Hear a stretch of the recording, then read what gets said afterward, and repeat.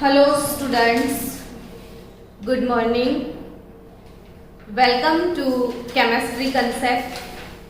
બાળકો, આપણે સંતુલન ચેપ્ટરના આગળના જેટલા પણ લેક્ચર જોયા હતા એ બધા લેક્ચરમાં તમને યાદ હશે કે છેલ્લે રાસાયણિક સંતુલન અને સંતુલન અચળાંક આ ટોપિક કવર કર્યો હતો. કયો ટોપિક કવર કર્યો હતો? રાસાયણિક સંતુલન અને સંતુલન અચળાંક. ને સંતુલન અચળાંકમાં આપણે કેસી અને બીજું શું કેપી આ બંને વચ્ચેનો સંબંધ પણ તારવ્યો હતો. આ સિવાય તમે જેડબલઈ નીટની એક્ઝામ આપવા જશો ત્યારે જી નીટ લેવલે તમને સંતુલન અચળાંકના રિલેટેડ જેટલા એમસીક્યુ આવવાના છે એ એમસીક્યુ માટે કઈ કઈ બેઝિક થિંગ્સ જરૂરી છે એ હું હમણાં આજના લેક્ચરમાં કરાવવાની છું. ને આજનો લેક્ચર પતી જશે તો આવતીકાલના લેક્ચરમાં આપણે જે 32 યર નીટની જે બુક આવે છે અને એમાં હમણાં સુધીમાં નીટમાં જેટલા એમસીક્યુ પૂછાયા છે હું તમને એ બધા એમસીક્યુ નેક્સ્ટ લેક્ચરમાં કરાવડાવીશ. તો બુક બધા લઈને આવજો. હવે બાળકો, કેસી અને કેપી વચ્ચેનો સંબંધ ભણ્યા હતા, યાદ છે કે ભૂલી ગયા છો? કેસી બરાબર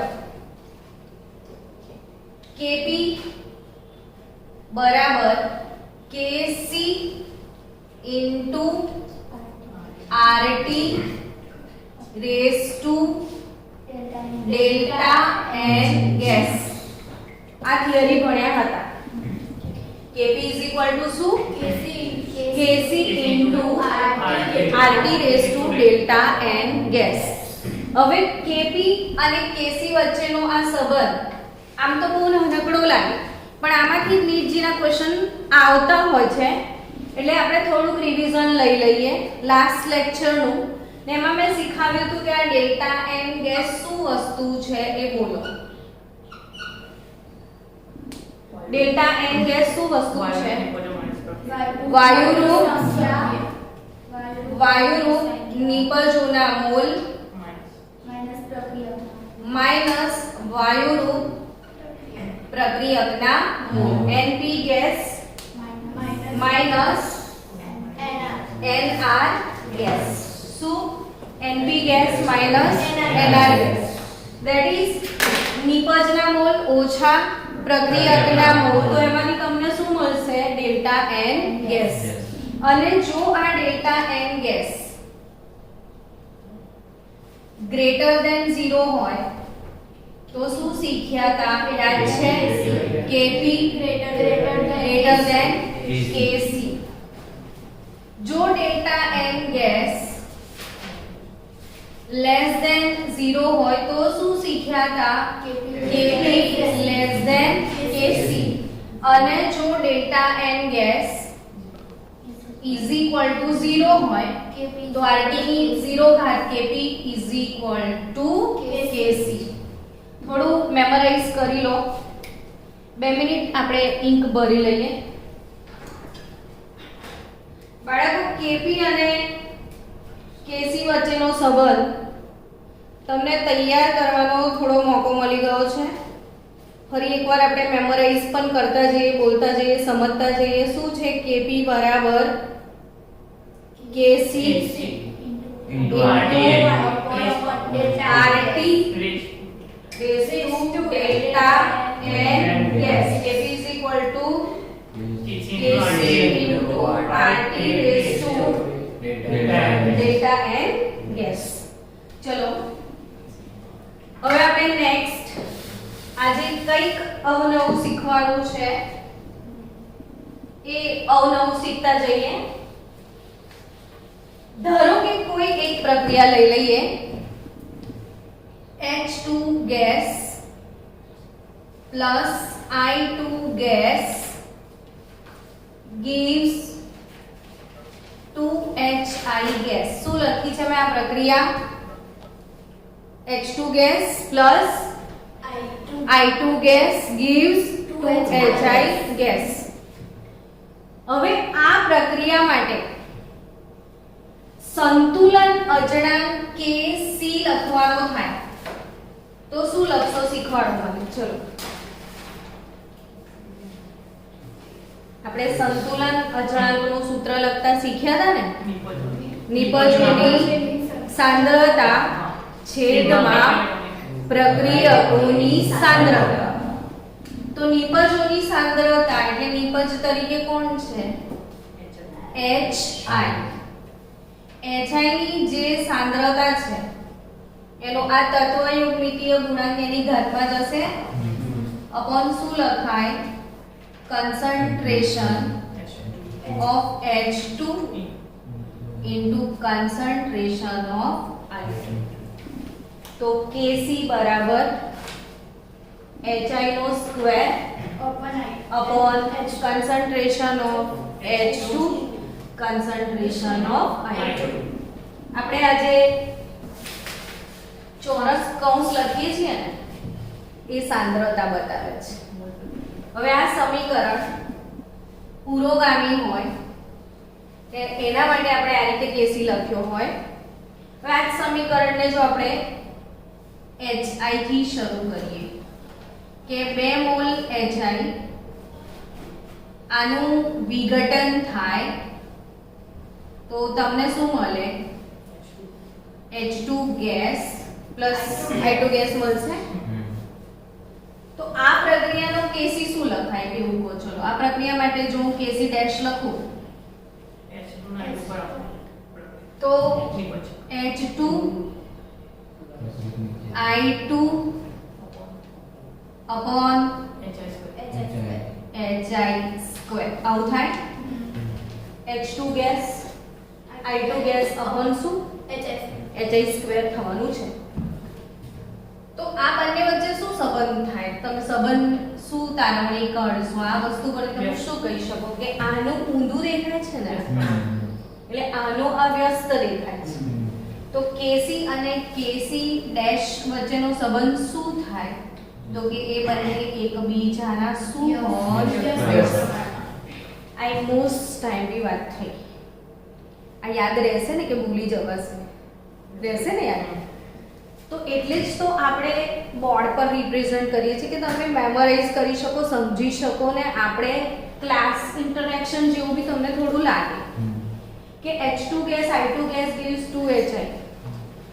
આ પુરોગામી પ્રક્રિયાનો સંતુલન અચળાંક છે Kc અને આ પ્રતિગામી પ્રક્રિયાનો સંતુલન અચળાંક છે Kc ડેશ. તો પુરોગામી અને પ્રતિગામી વચ્ચેનો સંબંધ શું? તો આ બંનેની કિંમત એકબીજાની વ્યસ્ત હોય. હવે આ પરથી નીટમાં ક્વેશ્ચન આવી શકે ખરો? તો કે મોટા ભાગના ક્વેશ્ચન આ ફિનોમિના ઉપરથી જ આવશે. ઝીણી ઝીણી વાતો છે જે યાદ રાખવાની છે એ સમજાવું છું તમને કે હવે આ ક્વેશ્ચન કઈ રીતે ટ્વિસ્ટ થાય. તો આ રીતે ક્વેશ્ચન આવે કે N2 gas plus 3H2 gas gives 2 ammonia gas. પ્રક્રિયાનો સંતુલન અચળાંક Kc 4 હોય તો એમોનિયાના વિઘટન પ્રક્રિયા જે છે એનો સંતુલન અચળાંક શું હોય? તો આ ટાઈપના ક્વેશ્ચનનો આન્સર શું આપશો બોલો તમે?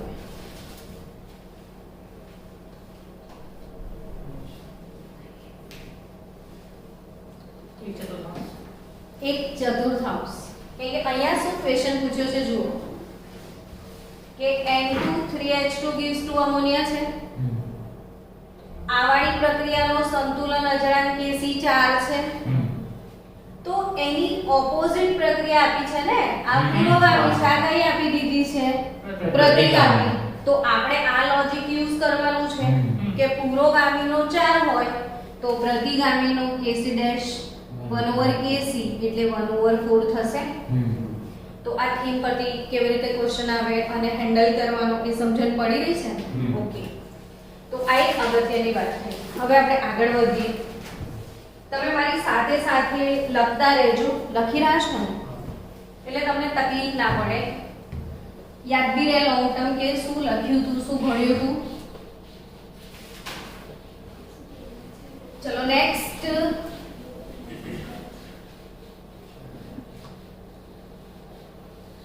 આપણે કંઈક નવું કરીએ. ચલો ફરીથી બીજી પ્રક્રિયા લઈએ. H2 gas plus I2 gas gives 2HI gas. આ બાને તમને પ્રક્રિયા પણ મગજ પર અથડાતી થઈ જશે. ચલો સ્ટુડન્ટ્સ, આ જે પ્રક્રિયા છે H2 gas I2 gas 2HI gas, એનો સંતુલન અચળાંક Kc હમણાં જ આપણે લખ્યો, ભૂસ્યો, ફરી લખીએ, પ્રેક્ટિસ તો થશે. HI નો square concentration of H2 concentration of I2. હવે આ ઉપરોક્ત જે પ્રક્રિયા છે, જો પ્રક્રિયા 1 ને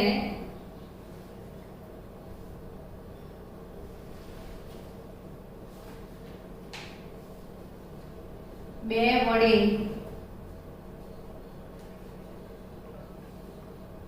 ગુણવામાં આવે, પ્રક્રિયા 1 ને શું કરવામાં આવે? 2 વડે ગુણવામાં આવે.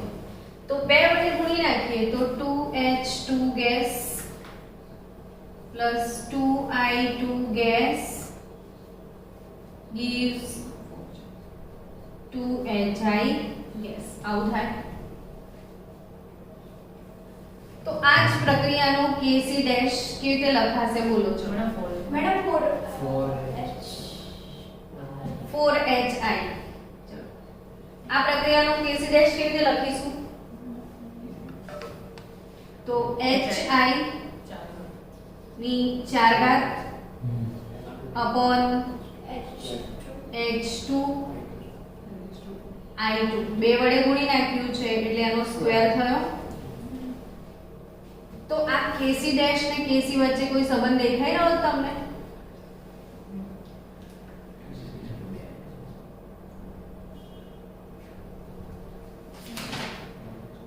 Kc અને Kc ડેશ વચ્ચે કોઈ સંબંધ દેખાઈ રહ્યો છે? બમણો નથી થયો, જો એનો વર્ગ થઈ ગયો એટલે HI એનું square concentration of H2 concentration of I2 ને એનો જે પાવર છે એ 2 કરી દો તો આ સેમ વેલ્યુ તમને મળી કે નહીં? તો Kc ડેશ ની વેલ્યુ શું મળે? તો Kc સ્ક્વેર મળશે. Kc ડેશ ની વેલ્યુ શું મળશે? Kc square. તો what is the moral of the story? આના પરથી તમે શું શીખ્યા? તમે જે શીખ્યા એ તમારા ઓન વર્ડ્સ માં મને કહો કે તમને શું સમજણ પડી એમાં. તો કે કોઈ રાસાયણિક પ્રક્રિયા હતી, એને તમે કેટલા વડે ગુણ્યા? 2 વડે ગુણ્યા હતા. તો એ ગુણ્યા પછીની જે પ્રક્રિયા છે એનો જે સંતુલન અચળાંકનું મૂલ્ય કેટલું? તો પહેલા જે સંતુલન અચળાંક હોય એના વર્ગ છે. અર્થાત કે તમે જે કઈ પૂર્ણાંક વડે ગુણી રહ્યા છો, જે કઈ આંકડા વડે ગુણશો, કઈ પણ કિંમત વડે ગુણાકાર કરો છો, તો એ ગુણાકાર સીધી ક્યાં જશે? ઘાતમાં. સીધી ક્યાં જશે? ઘાતમાં. અર્થાત કે હું આ જ પ્રક્રિયાને 2 ને બદલે શેના વડે ગુણતી? 3 વડે ગુણી હોત તો Kc 3 ઘાત. જો હું 4 વડે ગુણતી તો 4 ઘાત થતી. એનાથી ઊંધું જો હું 2 વડે ભાગી નાખું આ પ્રક્રિયા તો 1/2 H2 gas plus 1/2 I2 gas gives HI gas. આવું થાય. મેં 2 વડે ભાગ્યા, અહીંયામાં શું કર્યું હતું? 2 વડે ગુણ્યા હતા. અહીંયા મેં શું કર્યું? 2 વડે ભાગ્યા. હવે 2 વડે ભાગ્યું એનો મતલબ એવો થાય ને કે 1/2 વડે ગુણાકાર કર્યો, મતલબ તો એવો થયો. તો આનો નવો Kc શું લખાય?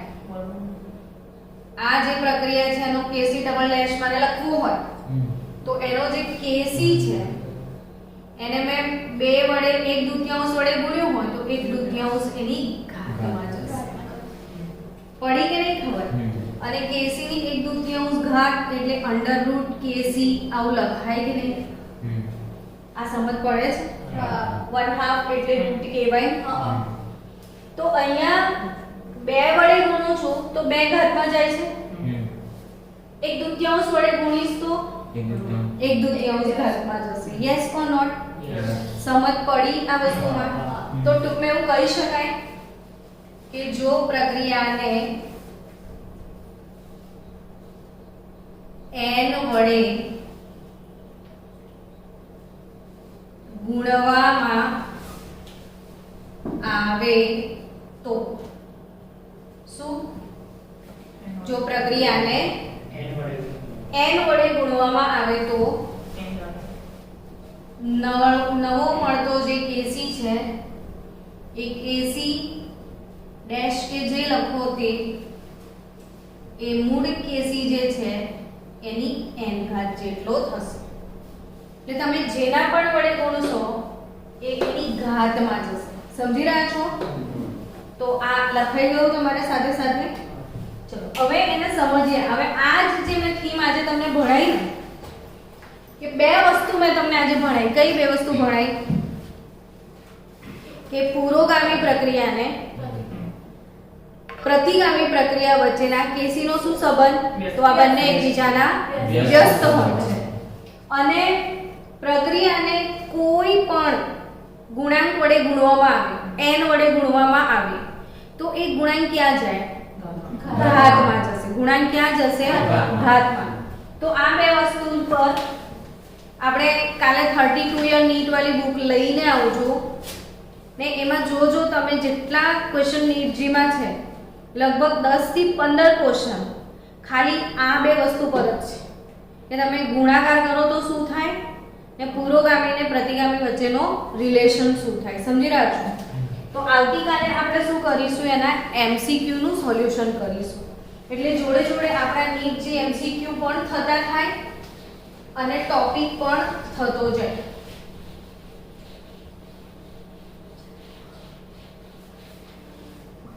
તો આપણે એક કોમન વાત લઈએ કે એક્ઝામમાં ક્વેશ્ચન આવો આવી શકે કે N2 gas plus 3H2 gas gives 2NH3 gas. આ પ્રક્રિયાના KC ની વેલ્યુ 4 હોય તો NH3 gas gives half mole N2 gas plus 3/2 H2 gas માટે KC ડેશ શું હશે? આ ટાઈપનો ક્વેશ્ચન છે ને આને સોલ્વ કરવો છે. તો આવા જ ક્વેશ્ચન મોટાભાગના નીટજીમાં તમને દેખાશે. ક્યુટ ક્વેશ્ચન હશે આમાં કે આ પ્રક્રિયા જે છે N2 gas 3H2 gas 2 ammonia gas એનો તમને KC આપી દીધો છે 4. તો એની આ પ્રક્રિયામાં શું તફાવત છે જો પહેલા કે આ પુરોગામીને બદલે આ શું છે? પ્રતિગામી છે. એટલે પહેલું કામ એ કરી દો KC ડેશ શું થશે? 1/KC એટલે 1/4. આટલું તો થઈ જ ગયું. પછી બીજી થીમ શું દેખાય છે કે પ્રક્રિયા ઊંધી કરી દીધી પણ પછી અહીંયા 2NH3 ને બદલે ખાલી NH3 જ છે. તો આ 2 ક્યારે દૂર થયો હશે? 1/2 વડે ગુણ્યું હશે ત્યારે ને. સમજી રહ્યા છો? 2NH3 નો 2 કેવી રીતે દૂર કર્યો હશે? એક આખા સમીકરણને તમને એવું લાગે છે કે 1/2 વડે ગુણેલું છે? હા કે ના? તો આનો મતલબ શું થયો કે 1/2 વડે ગુણાકાર કરું તો જે 1/2 એ ઘાતમાં જશે કે નહીં? તો આની વેલ્યુ 1/4 થશે.